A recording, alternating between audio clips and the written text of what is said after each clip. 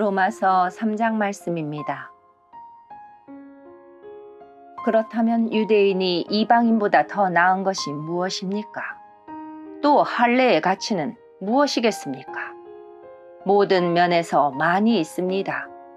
첫째로 중요한 것은 유대인들이 하나님의 말씀을 맡았다는 사실입니다.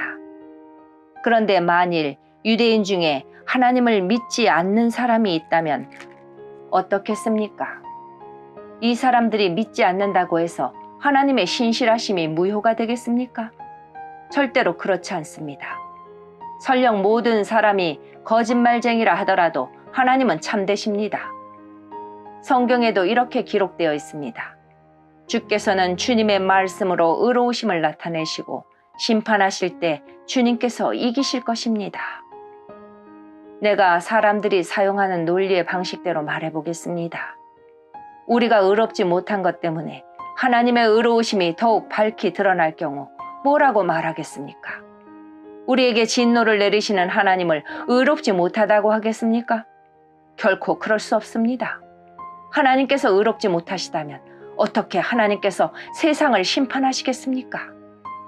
사람들 중에는 내가 거짓말을 하여 그 때문에 하나님의 참되심이 드러난다면 오히려 하나님께 영광이 되는데 왜 내가 죄인 취급을 받아야 하는가라고 우기는 사람도 있을 것입니다.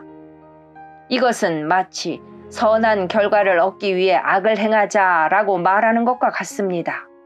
사람들은 우리가 그렇게 가르친다고 우리에 대해 비난을 하고 다닙니다.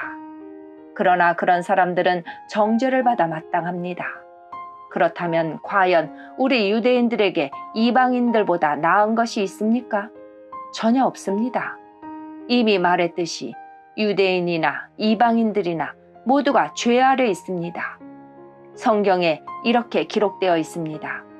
의인은 한 사람도 없다. 깨닫는 사람도 없고 하나님을 찾는 사람도 없다. 모두가 곁길로 나가 하나같이 쓸모없게 되었다. 선한 일을 행하는 사람은 단 한 사람도 없다. 그들의 목구멍은 열린 무덤이고 혀로는 사람을 속인다. 그들의 입술에는 독사의 독이 있다. 그들의 입은 저주와 독설로 가득 찼다. 그들은 사람을 죽이려고 바쁘게 움직이며 그들이 가는 곳마다 멸망과 비참함이 있다. 그들은 평화의 길을 알지 못한다. 그들의 눈에는 하나님을 두려워하는 것이 없다. 우리가 알기로는 율법에 기록된 내용은 그 무엇이 되었든 율법 아래 사는 사람들에게 말하는 것입니다. 그래서 누구든지 변명할 말이 없게 되고 온 세상은 하나님의 심판 아래 있게 됩니다. 그러므로 율법을 지키는 것으로 하나님 앞에서 의롭다고 인정받을 사람은 아무도 없습니다. 왜냐하면 율법은 우리가 죄인이라는 사실을 알게 해주기 때문입니다. 그러나 이제는 율법 없이도 하나님께로부터 오는 의가 나타났습니다. 이것은 율법과 예언자들도 증언한 것입니다. 하나님께로부터 오는 의는 예수 그리스도를 믿는 믿음을 통해 옵니다. 이 의는 믿는 사람이라면 누구에게나 주어지는 것이며 사람을 차별하지 않습니다. 모든 사람이 죄를 지어 하나님의 영광에 이를 수 없게 되었습니다. 그런 사람이 그리스도 예수께서 주시는 속죄를 통해 하나님의 은혜로 의롭다는 판단을 받습니다. 그것은 하나님께서 거저 주시는 선물입니다. 하나님께서 예수님을 화목제물로 내어주셨으며 누구든지 예수님의 피를 믿음으로 죄를 용서받게 됩니다. 하나님은 이전에 살았던 사람들이 지은 죄에 대해 오래 참으심으로 심판하지 않으셨습니다. 이렇게 하여 하나님께서는 그분의 의로우심을 보이셨습니다. 하나님께서 이 시기에 그분의 의로우심을 보이신 것은 하나님 자신이 의로우시다는 것과 예수님을 믿는 사람을 의롭게 하신다는 것을 보이기 위해서였습니다. 그렇다면 사람이 자랑할 것이 어디 있겠습니까? 자랑할 것이라고는 하나도 없습니다. 어떠한 법으로 사람이 의롭게 됩니까? 율법을 지키는 데서 오는 것입니까? 이런 것과는 상관이 없습니다.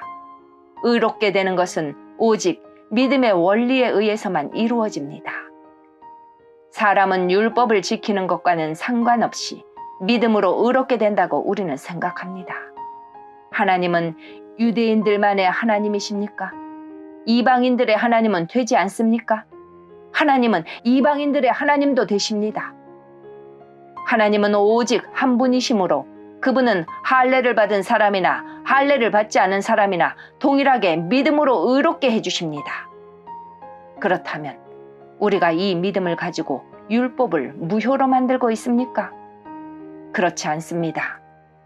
오히려 믿음을 통하여 율법을 더 굳게 세웁니다. 아멘.